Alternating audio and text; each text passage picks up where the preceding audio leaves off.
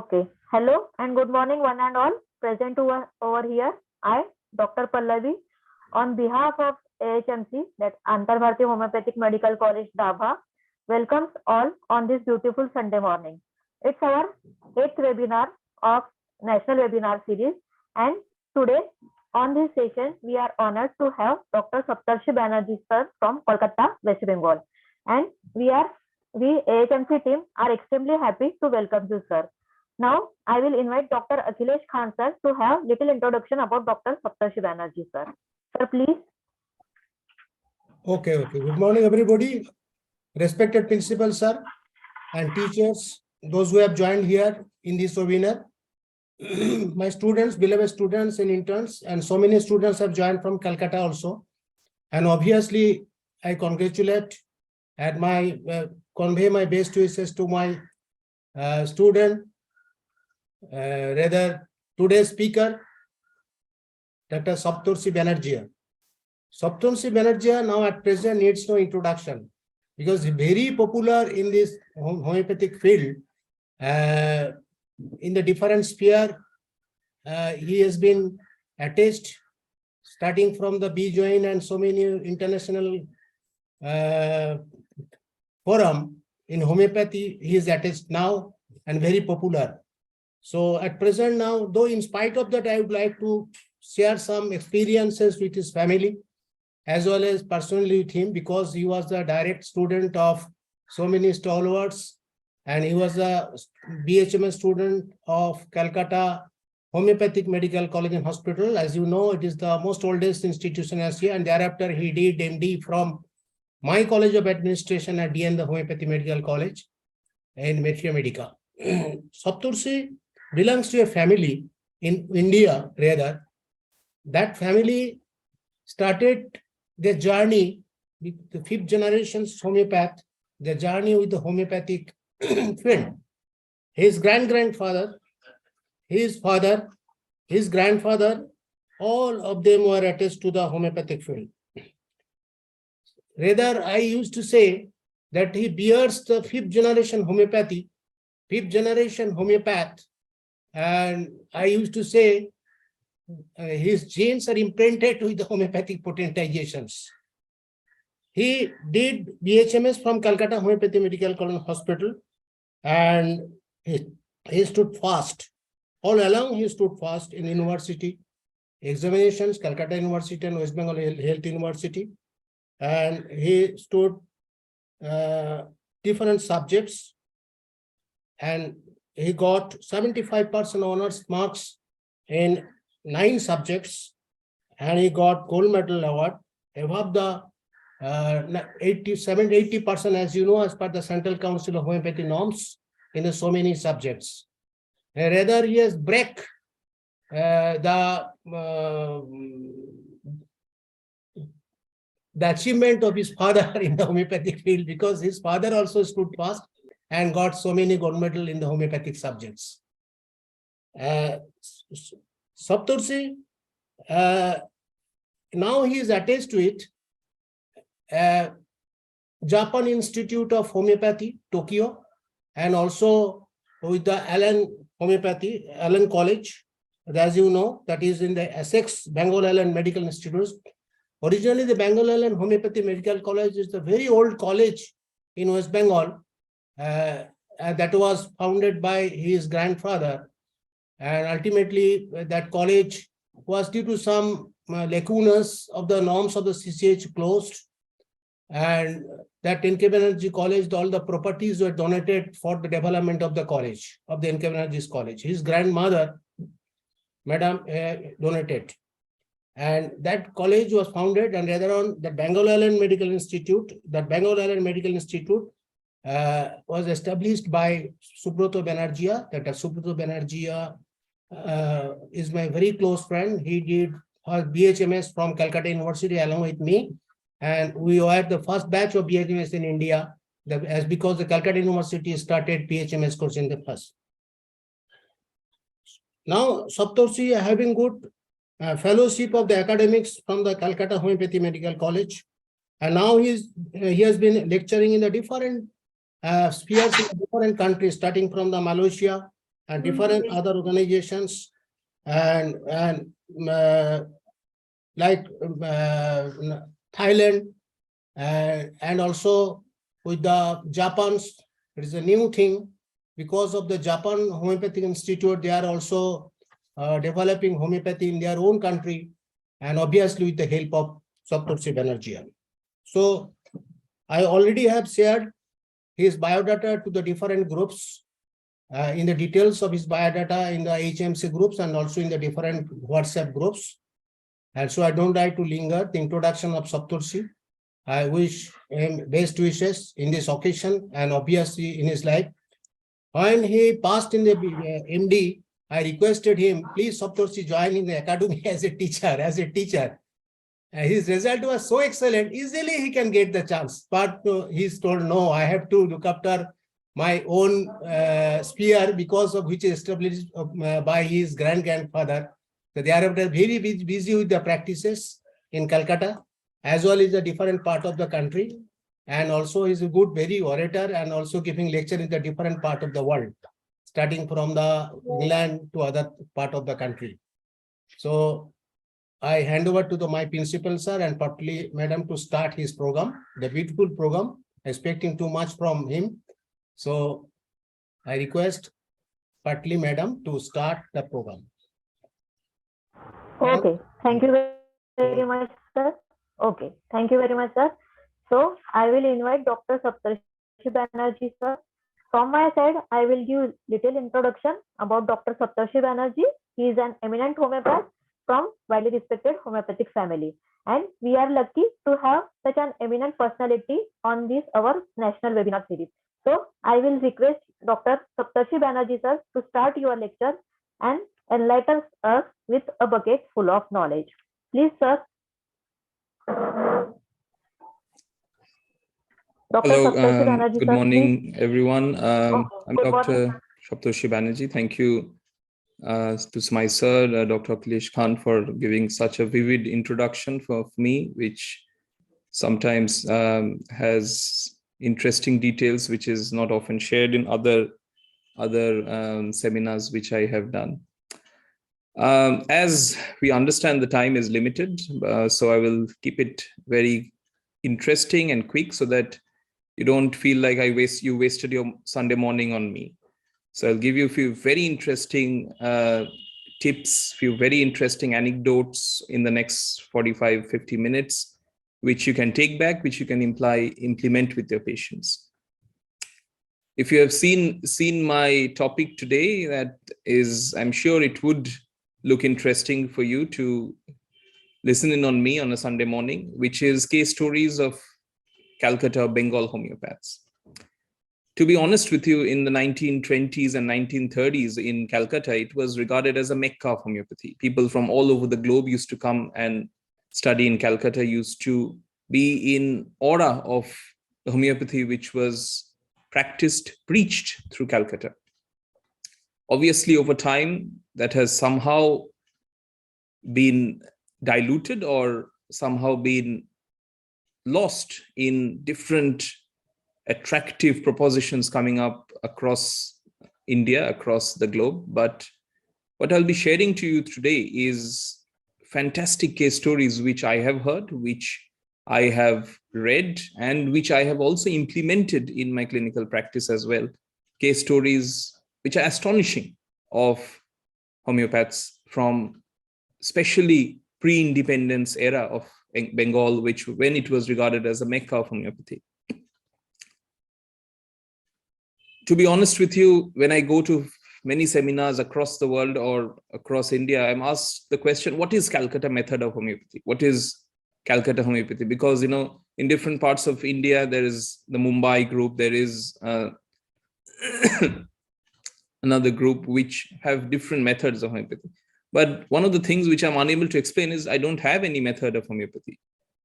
Calcutta method is still simple, classical, practical homeopathy, non-confusing homeopathy. Prescribe on what you see. When you look at the patient, what you have, you prescribe on the basis of that.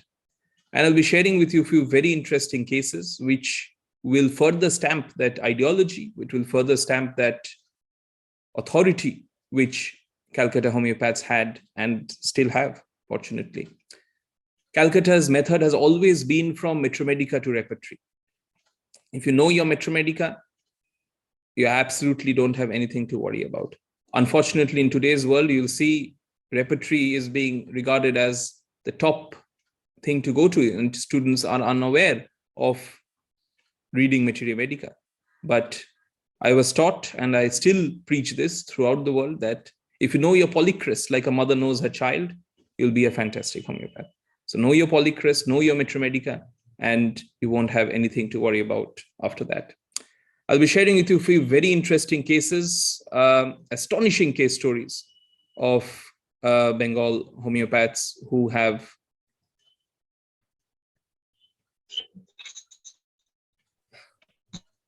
been there and who have done a lot of good work. Bradford calls Cothan the Mecca of homeopathy. Similarly, Calcutta, the city of joy, was the Mecca of homeopathy back in the golden era, as shared with you, as in pre-independence Bengal, it was regarded as the Mecca of homeopathy. The first person, if you are aware of history of homeopathy in India, was Honigberger, who came to Calcutta, and he was known as the cholera doctor. And I'll be sharing with you a few very interesting medicines. Somebody's unmuted. If you can mute yourself, please. So Honigberger was regarded as the cholera doctor because cholera was a very prevalent disease at that point of time. And quassia was a medicine which he used with very good results. And if you have your Boricae, I'll request you everyone to have a look at your Boricae later on. That quassia is a very interesting medicine which acts as a tonic, especially in gastrointestinal diseases. Now, if you forget about cholera in today's world, but if you consider a case where the patient had gastroenteritis and he has been weak, he has lost appetite, especially after the gastroenteritis, quassia becomes a very, very important remedy. I will share these remedies with you from Boricae so that you can go back and also later on manage to prescribe these fantastic medicines. Unfortunately, these remedies are there in Boricae's Metromedica for hundreds of years, but unfortunately, we do not use it so often as we do. If you look in Boricae introduction, quassia acts on the gastric organ as a tonic. And that's what I want to share. Any case of gastroenteritis which you come in today's world, and patients have had weakness, low appetite, since that, you can use quassia to bring back the vitality, especially after the gastroenteritis attack. So he was known as the cholera doctor, and quassia was a medicine which he used very, very often, which is also quite important. Rajendralal Datta was also one of the pioneers of Calcutta homeopathy. He was the father of homeopathy in India. He is often regarded as different in historians. And, in that point of time, he did a lot of good work. He converted Mahendralal Sarkar, ML Sarkar, to homeopathy. And he cured one of the eminent persons in India, in Bengal at that point of time, Ishwar Chandra Vidyasagar, with homeopathy. One of his cases, which I like to share with you, another very, very interesting one. B.L. Bhaduri saw a young boy of Zamindar at Srirampur. He used all his medical skills but failed to cure. Zamindar called R.L. Datta. Bhaduri decided that if any medical means could soothe the boy, he will burn all his medical books. You understand at that point of time, there's a lot of divide between the two sections, conventional and alternative medicine. And R.L. Datta prescribed a dose of chamomilla. Why? Again, I have not mentioned that in the slide, but he was in agonizing pain. He was tossing and turning about in pain, the child, and he was very irritable, very abusive with the pains. So, if you look in any Metromedica, impatient with the pains, and that is chamomilla. A single dose of chamomilla, he became quiet within half an hour. The power of the tiny globule. Bhaduri burned all his books and went to R.L. Datta and requested him to teach homeopathy. So you see, he implemented what he saw, prescribe on what you see. The child was tossing and turning about. If you recall, chamomilla is Nash's trio of pain remedies: aconite, coffea, chamomilla. And the second fact, which he used for his prescription, impatient with the pains. He was tossing, tingling, writhing with pain, and very irritable, very snappish with the pain. and single dose of chamomilla, done. So again, look at the patient. Sometimes, when you're busy asking so many questions, we miss on what we see, how the patient is behaving, what is the look of the skin in skin conditions, how the patient is in his bed, in his disposition. We sometimes fail to recognize that. And that is one of the cases of R.L. Datta where he prescribed on what he saw.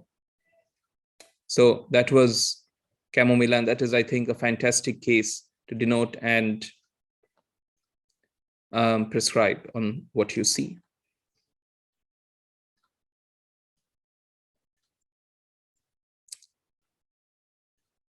M.L. Sarkar, another one of the pioneer homeopaths of pre-independence Bengal.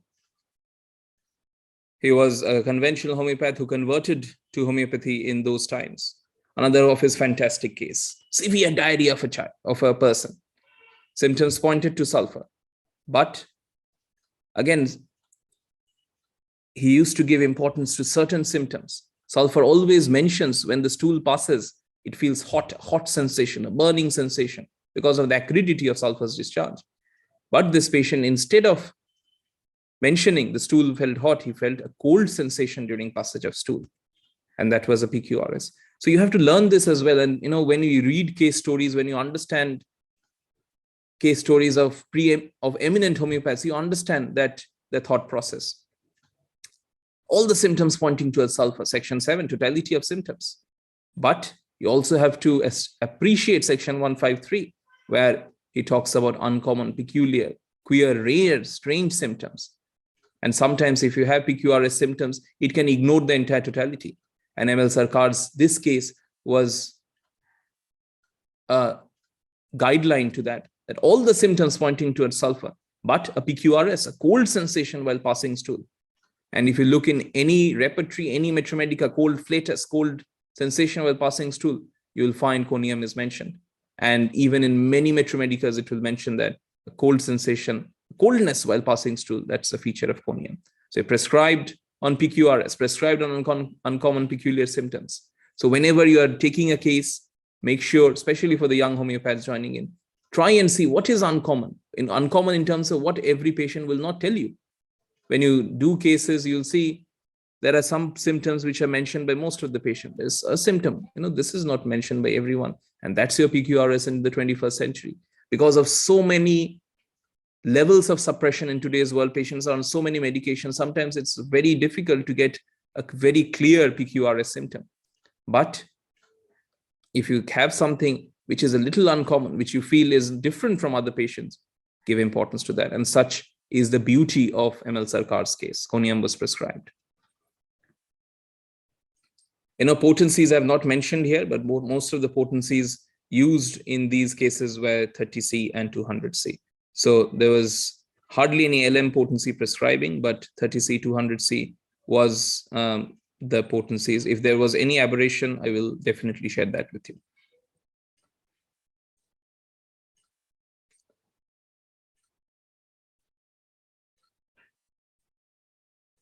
Another interesting case. Malaria was a very common problem. Again, it still is. Malaria, dengue fever in today's India as well. Attacks of fever. Returned home, very pale. Enormous distension of the abdomen, enlarged spleen, indurated liver. One of the very common prescriptions in those times for malaria, which sometimes is not done in today's world, was ferrum ars.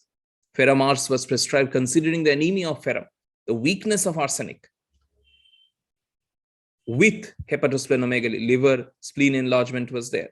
If you look in any Metromedica for ferrum ars, you will find the anemia of ferrum, the distension is there, hepatosplenomegaly, which is a feature of ferrum ars, in a patient who has the restlessness of arsenic, in a patient who has anxiety of arsenic, and you have the periodicity, which is so common in malaria. You understand arsenic is a very periodic medicine, complaints return periodically, and hence ferrum ars has the ability to take care of the recurrence, to break the cycle of recurrence in a case of malarial fever. So you see, you have to understand as well. I'm sharing with you cases which have different avenues of prescription. You're reaching the totality from different aspects. I shared with you ML Sarkar's case where you reach the totality from PQRS. I'm sharing with you this case where it's a synthetic prescription. What do you mean by synthetic prescription? Where you have the totality of two great polycrests, and when you combine them together and put it in a patient, it has another fantastic prescription. So you have the anemia of ferrum, you have the restlessness of arsenic, you have the exhaustion of arsenic, you have the anxiety of arsenic.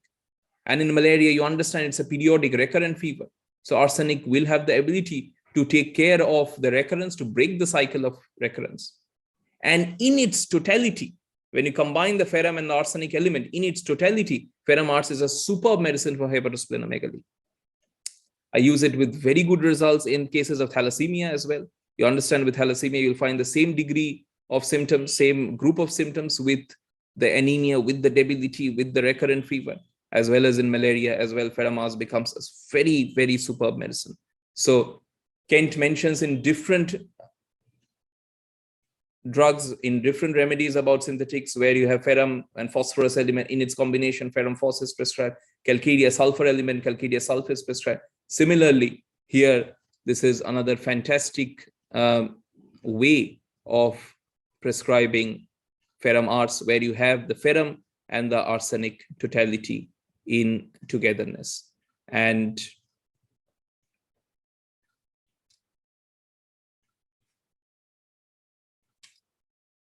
this was mentioned by Dr. P.C. Majumdar. P.C. Majumdar was another one of the pioneer homeopaths in pre-independence Bengal.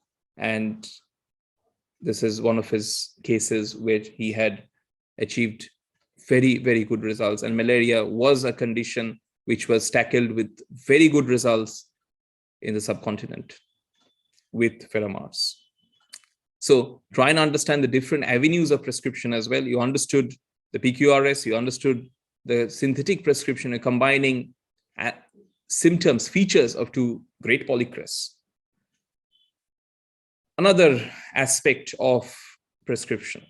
Here, sometimes you have to understand that when you are a new homeopath, when you're starting off, you have a group of symptoms which you know, and you prescribe a common group of remedies. But you have to keep a plan B. You have to know what remedy can come up if this remedy fails for my existing symptoms. And such is one of these cases. Old woman, cholera. Even if you think of in today's world, gastroenteritis, diarrhea, vomiting, cramps in hands and legs, numbness of the entire body. The woman had been to a young homeopath, numbness disappeared. Next, a senior homeopath was consulted. Breathing, windows, difficult breathing, windows want to be open, suffocating. You see, commonly, any common homeopath, any starting new homeopath or youngster will think of carbo vegetabilis. Carbo veg with gastroenteritis, with weakness, with desire for fresh open air, needs for the fan, carbo veg was given, no change. Now you see, you understand, you try and correlate this to cases where your well-selected remedy has failed, and you have to know a remedy which can come up if the well-selected medicine fails for a particular condition. Argentum nitricum was prescribed, and a patient improved with Argentum nitricum. Now, why? I read this case and I thought, why? Why Argentum nitricum in such a case of cholera? If you read your Metromedicas, my friends, you'll see in Borike, in N.M. Chaudhary, in Clark, about Argentum nitricum. Argentum nitricum is one of your remedies which is better from belching, which is better from eructation, and they belch very, very much.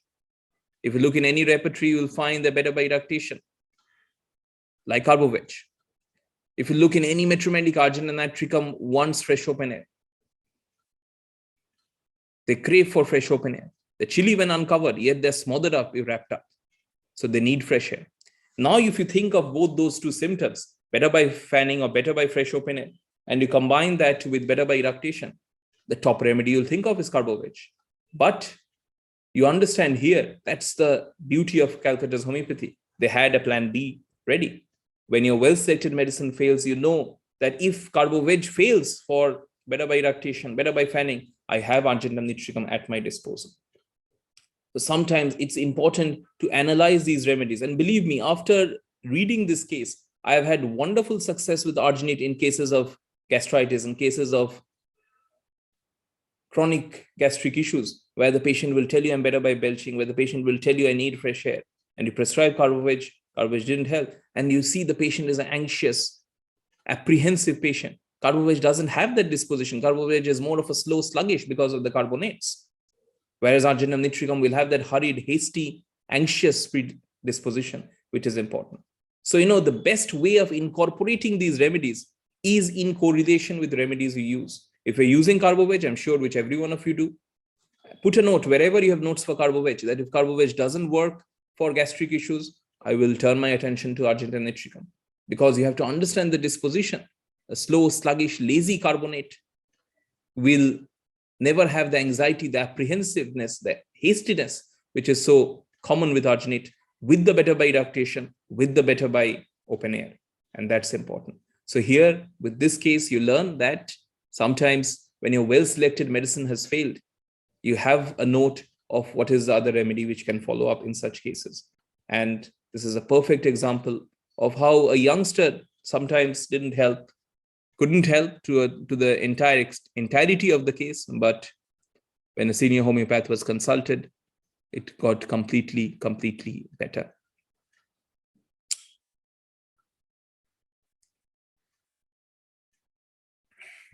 Another one of the fantastic cases. I've used this case to apply it with many patients over time. Young man, read the case, please. Young man, fatigued, weak, fainting, drugged with allopathic medicines.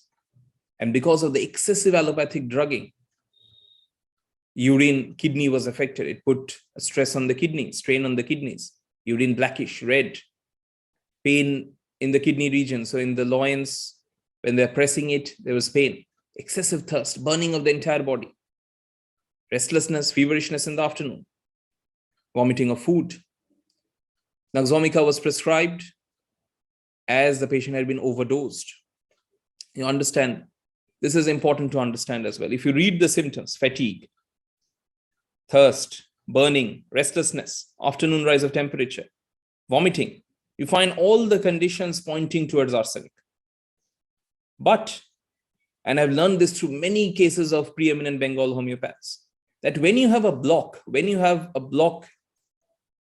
in the rail, the train cannot go if the block is not removed. So you have to remove the road block for the train to move smoothly. Similarly, when you have an etiology, you must address that at the beginning. And when you have removed the etiological block, you can address the constitutional state, you can address the symptoms. Similarly, in this case, you see the etiology was due to the excessive drugging by conventional medicines. So the excessive drugging was addressed first. Naxomica took care of the excessive drugging. So first learning from this case, address the etiology. When you have a good totality of any polycrest, any constitutional remedy, my friends, believe me, I'm saying this from practical experience. I've done this many times, and I've had failures because I didn't address the etiology. And you best learn from your failures. You never learn from your successes, you learn from your failures. And when I addressed the etiology and the etiological block was removed, in this case, the etiological block was the drugging of conventional medicines. Naxomica took care of the etiology. And now you're addressing the constitutional state.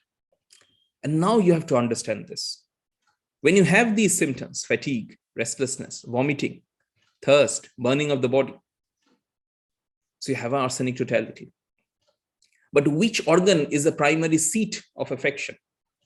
Kidney is the primary seat of affection. Urine is blackish, red, pressure in the kidney region.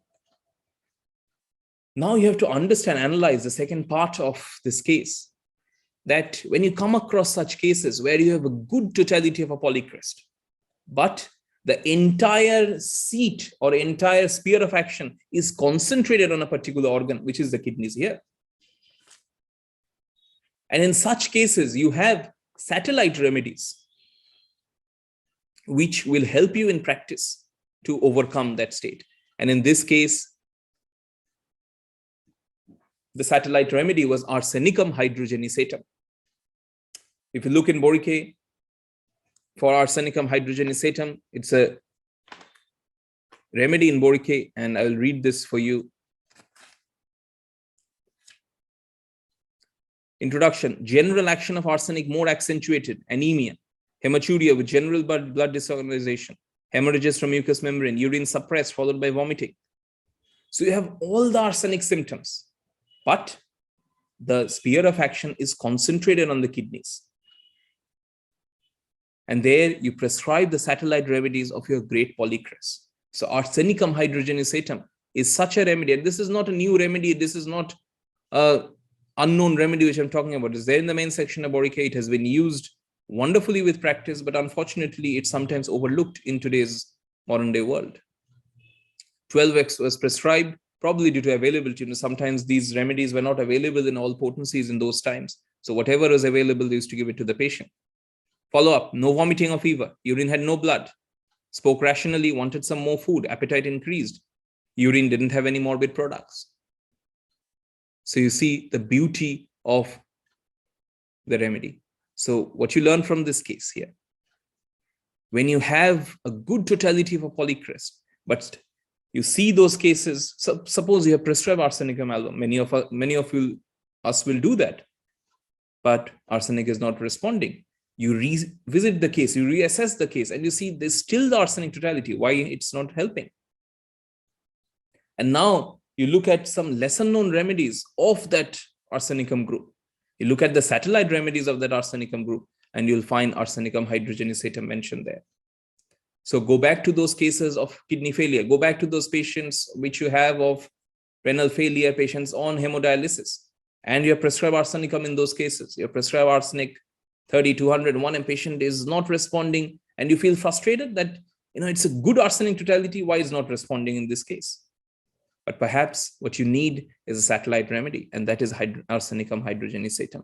If you see the introduction, Borica, hematuria, anemia, kidney failure, kidney involvement in a patient who is arsenic constitution. So hemorrhage is very, very important. If you think of arsenicum album, it's not a hemorrhagic remedy, but arsenicum hydrogenisatum is a hemorrhagic remedy. And if you see this case, urine examination contained blood globules, contained hemorrhage. And if you look in Borica's introduction, hematuria with blood disorganization. So that's the beauty of arsenicum hydrogenisatum. So two learnings from this case. A, give importance to the etiology. If you have an etiological block, address that. Otherwise, the constitutional remedy will fail to work in many, many cases. Obviously, it may do in many cases, but it will fail in many cases, speaking from personal experience. Secondly, when you have a good totality of a polycrest, but you see the sphere of action is concentrated towards a particular organ, A, obviously your first line of treatment will be going to prescribe the polycrest. But if it doesn't work, please make sure you go to the lesser known remedies in that group, like arsenicum hydrogenisatum in the case. This remedy is available in 30, 200, 1M. I've prescribed in 30C, 200C with very, very efficient results after reading this case, to be honest, and it hasn't disappointed me. So go back to those cases where you prescribe arsenic, put a note with kidney failure in arsenic constitution, with hemorrhages, renal hemorrhages in arsenic constitution, with anemia in arsenic constitution, I will go for arsenicum hydrogenisatum. So that's one of the fantastic cases which I feel which will stay back to you, with you.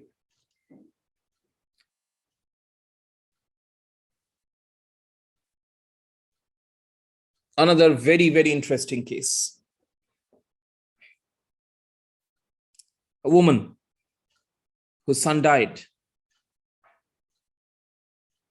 Morose, dull, every 3 to 4 days, loquaciousness, very talkative, very hysterical, maniacal attacks, thinking of a lost son, headache, vertex is very sensitive to touch.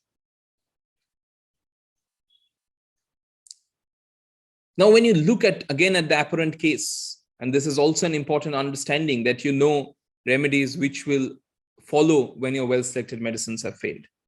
When you look at it from the top of your head, you obviously think of ignatia, grief, disappointment of love, resulting in moroseness, the retention, resulting in changeability, loquaciousness with maniacal attacks, hysterical behavior, loquaciousness. Vertex is sensitive to touch. Ball lodged in the throat, which is like a globus hystericus. So all the features you're thinking of are pointing towards Ignatia. Again, you have to understand here, Ignatia has many of these features, but a feeling as if the eyes are protruding out of the sockets. Coldness of the right half, left half was hot. I want you to have a look in Boricae for Paris quadrifolia, a remedy which is very often ignored. When you think of grief resulting in loquaciousness or resulting in moroseness, you'll think of Ignatia, you'll think of lachesis, definitely. But your Paris quadrifolia is one of the very, very important remedies which has this ability of excessive loquaciousness. If you open Boricae in mind section, garrulous, prattling. Garrulous is another word for very talkative. Paris quadrifolia is a very talkative remedy. So again, in those cases where grief resulting in loquaciousness, and you have prescribed the cases, you have prescribed Ignatia, it's not helping, do put a note for Paris quadrifolia. If you look in the eyes section, eyes feel heavy as if they are projected, so as if the eyes are protruding out of the sockets. You have that with Paris quadrifolia as well. If you look in the introduction, coolness of the right side, left half hot. Again, if you consider Ignatia's hystericalness, if you consider Ignatia's hysterical behavior, you can have the globus hystericus. But in case of Paris quadrifolia, the hysterical nature is manifested physically through that aberration of temperature. So like coldness of the right side, left half is hot. That hysterical nature is manifested through that feeling that is my eyes are going to pop out. So that's very, very important for your Paris quadrifolia. But one of the major important things for Paris is the scalp is very, very sensitive. If you look in the head section of Paris quadrifolia, the scalp is very, very, very sensitive to touch. So that's very important for understanding Paris quadrifolia.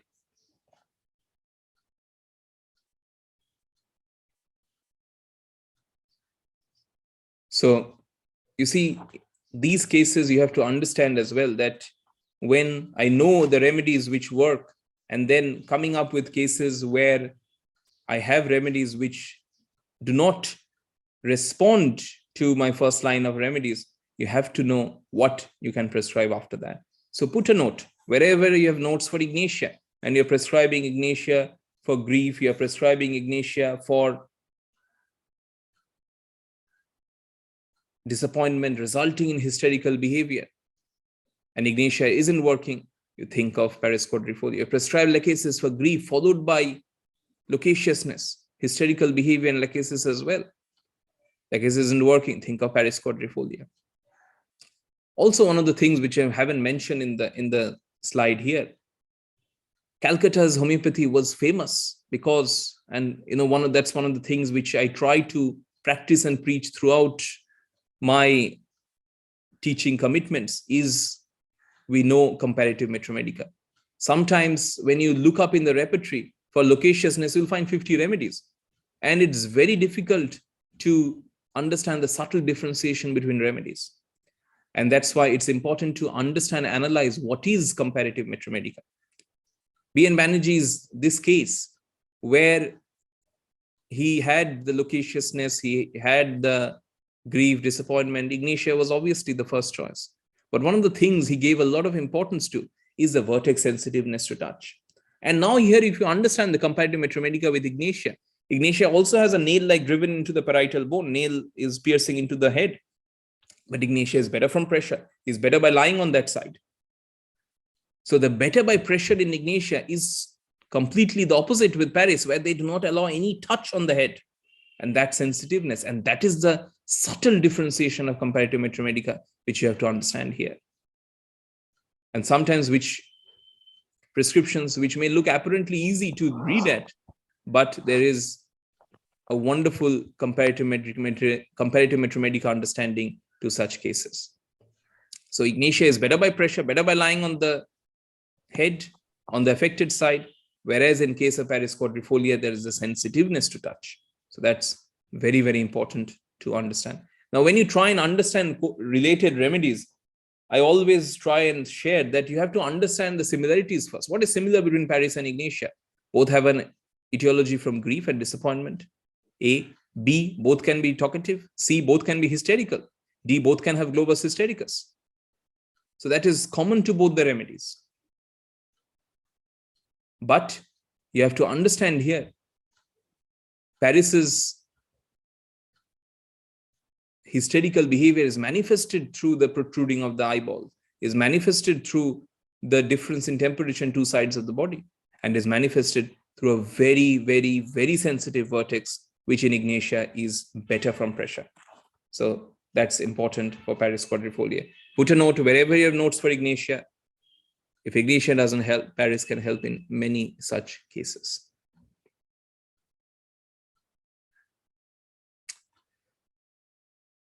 This eminent homeopath needs no introduction. N.M. Chaudhary, and I have been an avid reader of N.M. Chaudhary. If you've seen my videos on YouTube, you'll see I have mentioned N.M. Chaudhary in different discussions. And N.M. Chaudhary was a firm believer that if you want to learn homeopathy, you need to learn your Materia Medica. And he was one of the pioneers of started writing a Materia Medica in the earlier times, in the 1920s and 1930s of Calcutta. A direct student of Kent, and he was a principal of Bengal Island Homeopathic Medical College. Bengal Island College was started by N.M. Chaudhary and my great-granddad K.M. Banerjea together. And if you have N.M. Chaudhary's Materia Medica, if you open the first page, you'll see it's mentioned as principal of Bengal Island Medical College. So, which was a center of learning in 1920s and 1910s of Calcutta. One of the things N.M. Chaudhary was famous for is his comparative Materia Medica. If you read any remedy from N.M. Chaudhary, you'll see with any topic discussion, he has 10 comparisons with other remedies. And such was his magnificent grasp on Materia Medica. And to be honest with you, whenever I have been to seminars in US or in different parts of the world, the unfortunate part of today's homeopathy is we are concentrated on the repertory. We are concentrated on learning rubrics from day one. But N.M. Chaudhary, in his own words, has always mentioned that you have to know your Materia Medica to understand the essence of the case. You have to understand the essence of the prescription. So if you haven't read N.M. Chaudhary's Materia Medica, it is a fantastic book on comparative Materia Medica. And I'll share with you some of his very, very eminent cases. Lady of 49 years, prolonged uterine hemorrhage, uterus enlarged, heavy, persistent hemorrhage with frequent desire for urination. Now you see, N.M. Chaudhary was also a very avid note. He took very avid care of what was some of the concomitant symptoms. So persistent hemorrhage with polyuria, with frequent desire for urination. Various remedies were tried, no effect. Keynote in Michela repens is dysuria with hemorrhage. If you open Michela repens in Boricae, I'll read that from Boricae, and it's a very small remedy. But when you come across cases in today's world of uterine fibroid, and because of the pressure of the fibroid, you'll find there is frequent urination or difficult urination. And because of the fibroid as well, there is excessive hemorrhage. Michela repens becomes a very useful remedy, A, to take care of the hemorrhage, but B, to reduce the dysuria as well. If you look in Michela repens, introduction, bladder symptoms accompany complaints, especially uterine congestion, urinary part, irritation at the neck of the bladder, dysuria, dysmenorrhea and uterine hemorrhage, Michela repens. But with Michela repens, he helped the case, and not only the dysuria was better, but also he took care of the hemorrhage as well. So that was the beauty of Michela repens. So cases of dysuria with hemorrhage, look for the concomitant symptom. Michela repens will help in many such cases, which is also important. N.M. Chaudhary compares Michela repens with Solidago virga. If you look in Boricae's Materia Medica for the Solidago virga, you will find that Solidago also has uterine fibroids and difficult urination because of that. But one of the keynotes of Solidago Virga is you have a lot of bad smelling urine. Offensive urine is the keynote in Solidago, but no such smell in Michela repens. I repeat, what is common between Michela and Solidago Virga? Both have dysuria with hemorrhage. If you look in Solidago SOLIDAGO, Solidago Virga, if you look in Borike, you'll find uterine enlargement, organ pressed down upon the bladder, fibroids. So uterine fibroids with dysuria you have in Solidago as well. But again, the comparative metromedica, trying to understand that. Solidago has very, very offensive urine. That's a keynote by Burnett. Whereas in case of Michela repens, offensiveness of urine is absent. And sometimes in Solidago, what happens? There is even stoppage of urination, so retention of urine as well. And if you see in the urinary section of Solidago, it mentions sometimes it makes the use of catheter unnecessary. So absolute retention of urine, Solidago will help promote the urinary secretion. It will help to clear up the retention, and the urine which come out is very, very, very offensive, which is important for Solidago. Whereas in Michela, dysuria with hemorrhage. 30C was the prescription, and Michela repens helped in this wonderful case of, especially in today's world, my friends, whenever you have cases of uterine fibroid, I've had very good success with Michela repens, and especially in counteracting the two areas. Another very interesting case. Man with vomiting. 10 or 11 a.m., attack of bilious vomiting followed by chill. Vomiting continued for 3 to 4 weeks, dizzy feeling. So liver involvement with lot of dizziness. So we couldn't put the entire case there. Liver involvement with lot of dizziness in a diabetic patient. In a diabetic patient. So here N.M. Chaudhary's prescription was based on the sphere of action. Liver involvement, severe vomiting, well-selected medicines have failed. Vomiting continued for a very long time. Curare was the prescription. If you look in Borike introduction, Curare, glycosuria with motor paralysis, a wonderful remedy for diabetic neuropathy. But one of the interesting factors, which was N.M. Chaudhary's reason for prescription, second, third or fourth line in introduction, Borike, Curare, vomiting of bile and cirrhosis of liver. So bilious vomiting, bitter vomiting, with dizziness, with weakness, with or without diabetes, in a case of liver derangement, cirrhosis, and Curare helps. N.M. Chaudhary did prescribe 500C, so here is one of the cases where he prescribed 500C, and such is the beauty of Curare. So again, a remedy prescribed on the sphere of action, bilious vomiting. So that's the beauty of Curare. Another very, very interesting remedy which N.M. Chaudhary advocated of. Frequent urination, old man, emaciated, edematous. He can't rest because he's always running to the toilet. 4 times every hour to pass urine. Each time it takes 15 minutes to finish. So he spends half his life in the toilet. Quantity of urine passed very less. So as it is, he goes 4 times every hour, 15 minutes every hour. So it's almost 60 minutes. It takes up the entire hour. Very foul smelling, very slimy.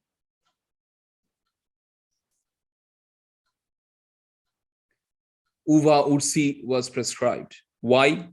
Now here is N.M. Chaudhary's another fantastic avenue of prescription. He gave a lot of importance to modalities. Sometimes when we are doing cases and you ask the patient about his present complaints, but you forget to take the modalities of the present complaint. How is it worse? How is it better? The particular modalities are very often the diagnostic tool in prescribing in such cases. You see, he had been to different homeopaths, Chimaphila, Cantharis, other constitutional medicines were tried. But when he came to N.M. Chaudhary, he gave importance to the particular modality. The easiness with which urine was passed in a lying down position. When he was using the bedpan, when he was lying down, the ease of urine passage was much, much, much better. Whereas when he was going to pass the urine in the toilet, as it is, the quantity of urine was very less. It was taking a long, long time to finish it. And each time it was very difficult, it was very painful, it was foul and slimy. So, my friends, what I learned from this case of N.M. Chaudhary and what I want to share with you, give importance in many cases to the particular modality. Sometimes the patient is coming to you only for a one present complaint. And sometimes you just ask the complaint and move on to the generalities very hastily. But make sure you spend more time on the particular symptom. How is it worse? How is it better? Sometimes the totality can itself come in to the particular symptom. Hahnemann has never said the totality of mental generals or totality of physical generals, another very common misconception which is taught in different colleges across the globe. Kent always mentions in his introduction to repertory, mental generals if well indicated. If you have not well indicated mental generals, go to the physical generals. Again, if well indicated, if the physical generals are not well indicated, go to the particulars. So Hahnemann in section 7 never said it's a totality of only mental symptoms, a totality of general symptoms. It can be the totality of the particular symptoms as well. And here, N.M. Chaudhary's totality was the totality of particular symptoms. Uva ursi was prescribed for the foul-smelling urine, for the frequent urination, for the difficult urination, which are common symptoms. But I could pass urine better when I am lying down, and that was one of the reasons of Uva ursi's prescription. If you look in Uva ursi in Borike,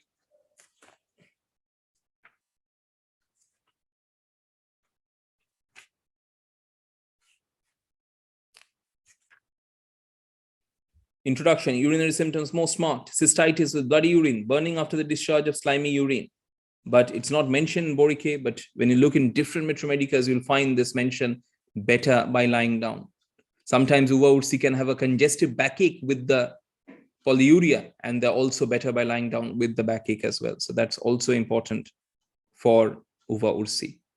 You can prescribe it in different potencies, irrespective of the potency used. Uva ursi will respond if you look at the modality on which you are prescribing.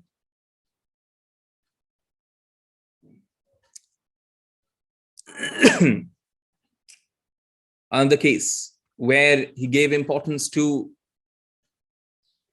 the time, the modality as well. Female, age 49. 3 months ago, due to a cold, violent pain in abdomen, rumbling, loose stools, chamomilla had relieved. Feeling of a stone in the abdomen. Every day at 4 a.m. in the morning, pain returned. Pain would subside and you should sleep at 7 o'clock. On waking, she would feel restless during the daytime. Arania diadema was prescribed. Again, you have to understand here with Arania, it's medium size, it's a small medicine. But when you look at Arania diadema, I'll just read it from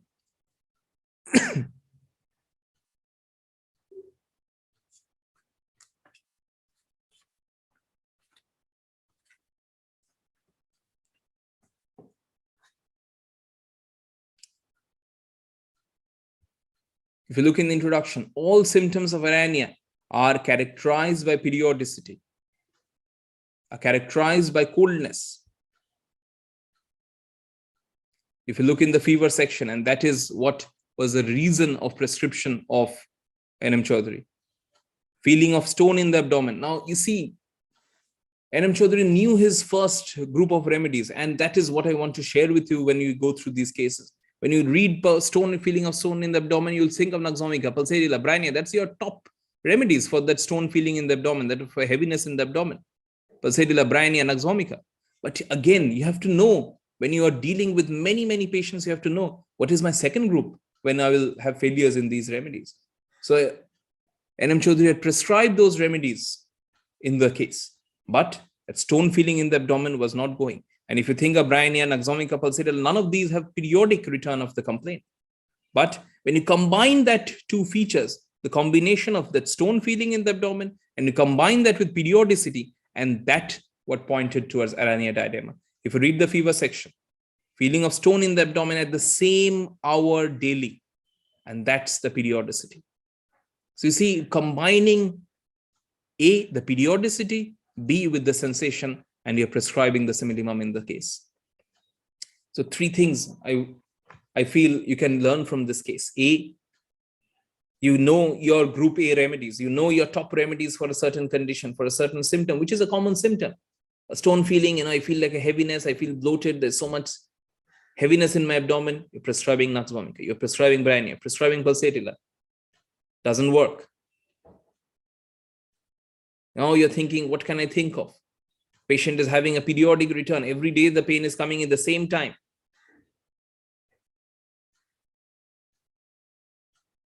With the stone sensation. So combining sensation, you're combining with the periodicity, and that you have with Araneia diadema. If you think of Cedron can also have the periodic return of complaints at the same time every day, clock-like periodicity. But again, in Cedron, you won't have the stone sensation in the abdomen. So you are combining here the sensation with the periodicity, and that was the beauty of Araneia diadema.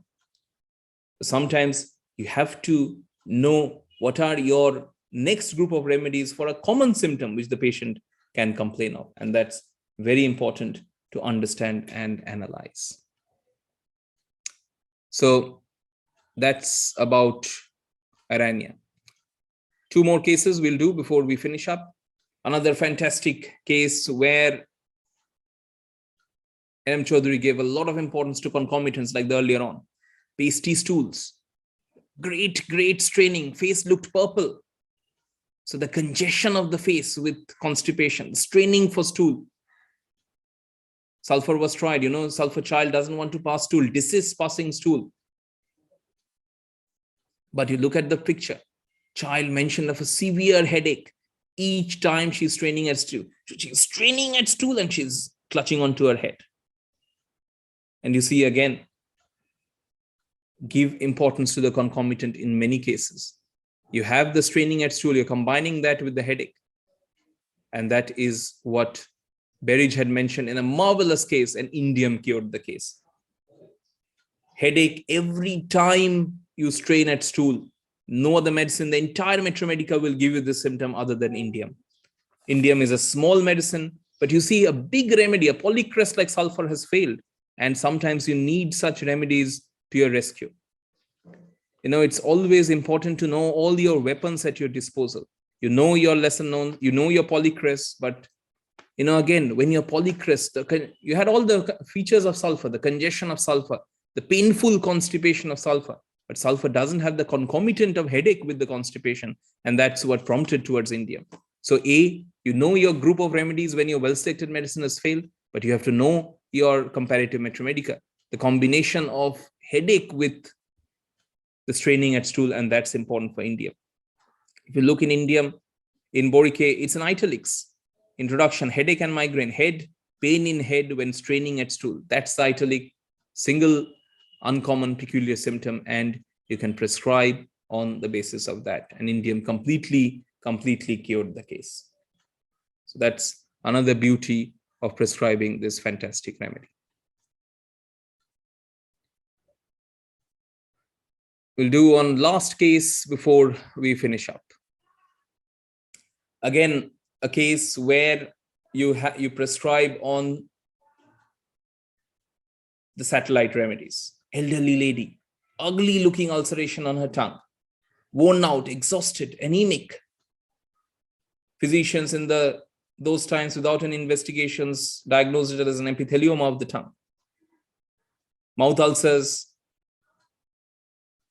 mercury was tried, ineffective.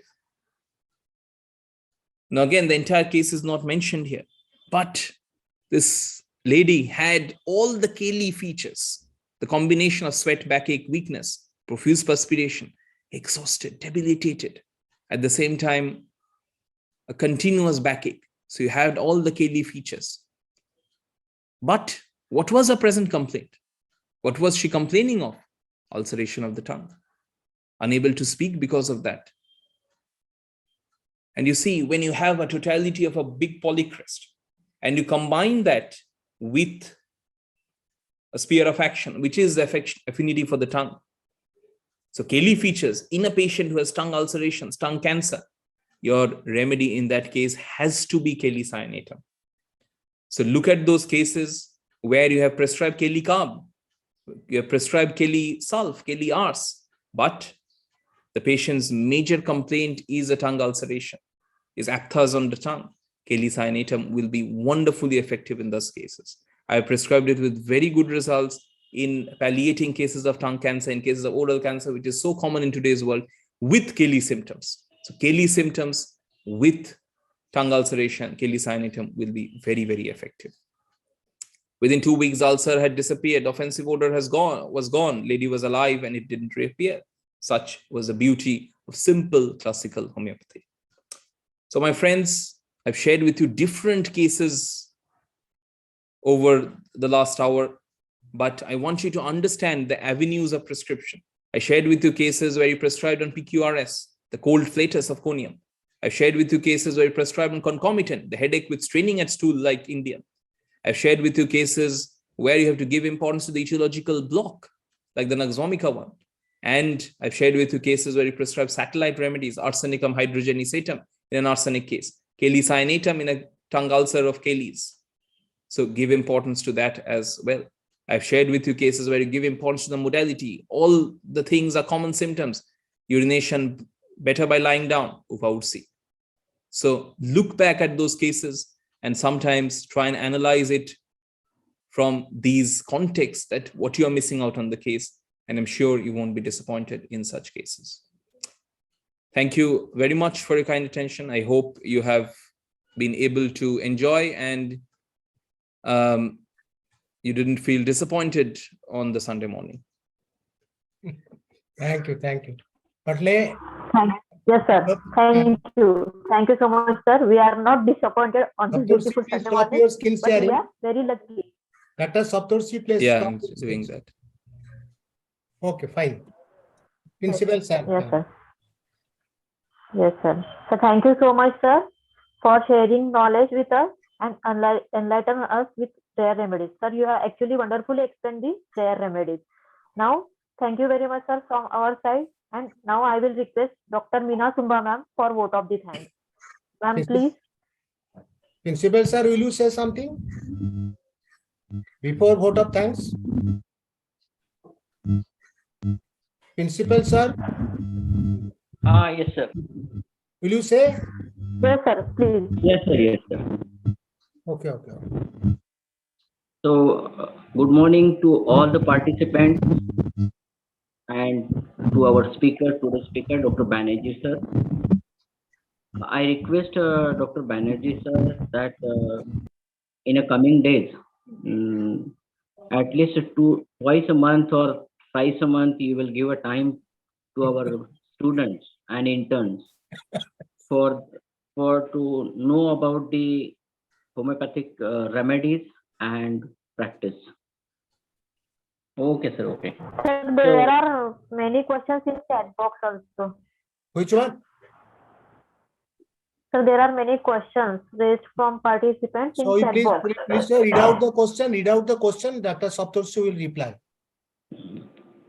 Okay, sir, there is question from Maya Wagmare that, sir, is constitution medicine can work in acute manifestation even if there is no acute totality is matching? From Maya Wagmare. Dr. Saptarshi, please reply. Maya, sometimes you can have acute symptoms of the constitutional medicine, which you can definitely prescribe. But I will always say it's always better to prescribe the acute remedy for the acute totality. Hahnemann has always mentioned that in many sections of the organon.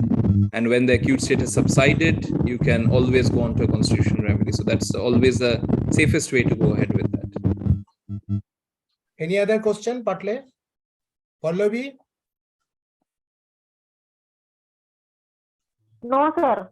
No. There are no questions now. Okay. Anyone who want to ask the question from participants? Anyone?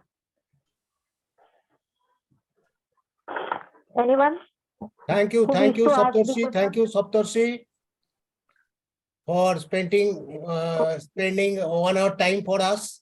In spite of all sorts of your busy practice and lectures, you have given time. Principal has requested you to give spare more time for this college. Please think over the matter for the interest of the academy. And he was also telling you, please become a visiting physician of the visiting teacher of this institution. So please think over the matter also. Dr. Saptarshi, the visiting physician or visiting teacher faculty of Antarbharti Homoeopathic Medical College and Hospital. That can be done by CCH, no problem. So thank you once again, Saptarshi, for coming with us in this beautiful morning. And Thank my you. students and viewers, those who have attended here, please read Mathematics very well. N.M. Chaudhary, because the Calcutta people always read N.M. Chaudhary and always give emphasis on the Mathematics. N.M. Chaudhary used to tell that if anyone become a well versed with Mathematics, the revels will falls like the falls of Niagara. The revels will fall like the falls of Niagara. So you please read Mathematics more and more and more.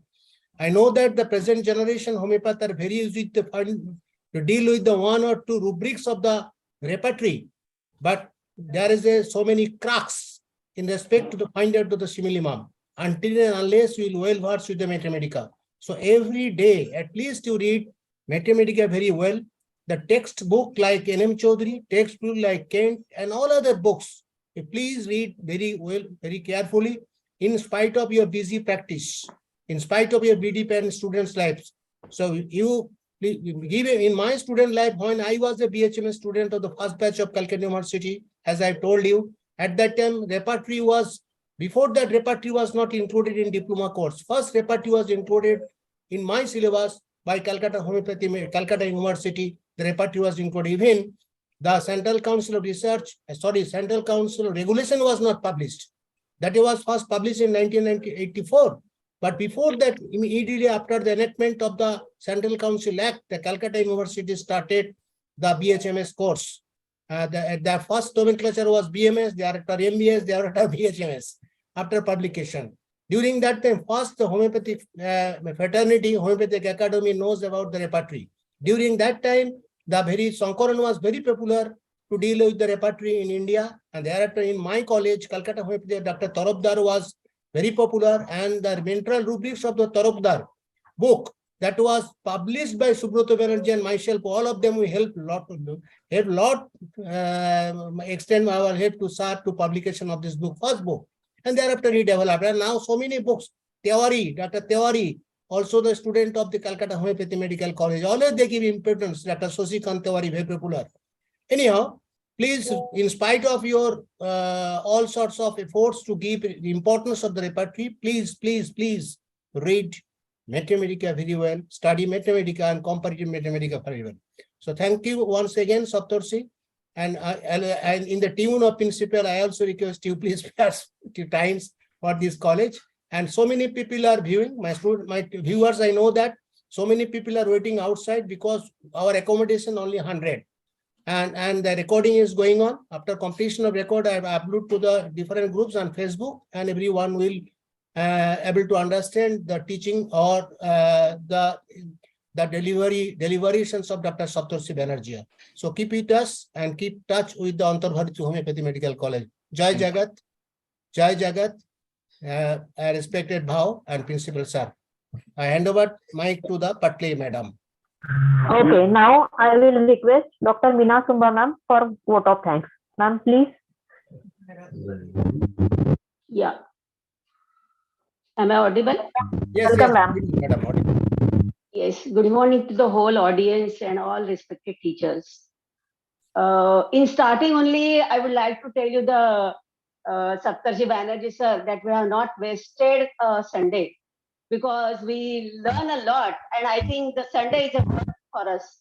Actually, sir, there are so many rare remedies that you taught us. I mean, we had heard the name since long, because in general practice we does not use that URC and Arenia diadema and that periodical remedy, Cedron, like these remedies.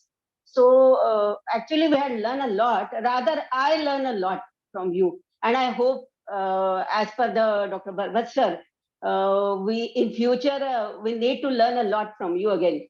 Okay, so it's my great pleasure, it's my great honor to give the vote of thanks to you. So I'm very thankful to the Saptarshi Banerjea sir that our session was very informative, very useful for the clinical practice, and it must be beneficial for our students and especially the interns also. So thank you, sir, on behalf of our Antarbharti Homoeopathic Medical College, from the teachers and on behalf of our principal also. Thank you. Thanks to our director Bhau, because without his permission, we cannot get such type of the knowledge from such a popular person.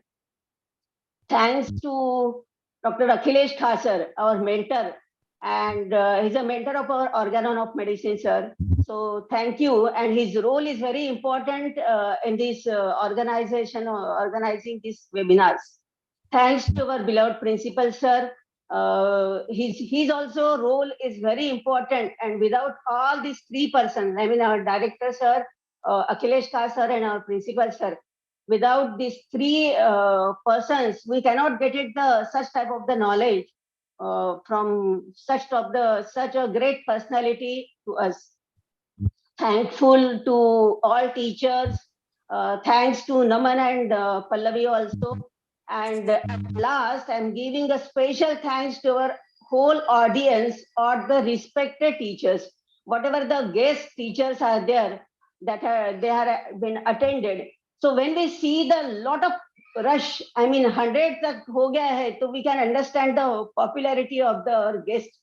And so I was just thinking कि कितने सारे guests ने आज join किया है. So generally इतने नहीं रहते. And so we can get it the popularity of the Banerjea sir. Once again, I am giving the thanks to Banerjea sir, and I hope in future definitely we must have to learn something a lot from you. Thank you, sir. Thanks, Pallavi sir. Thank you, sir. Thank you, madam. Thank you. Okay, thank you so much, ma'am. And sir, surely we have not wasted our Sunday. So thank you everyone, each and everyone, and the session is concluded now. Thank you.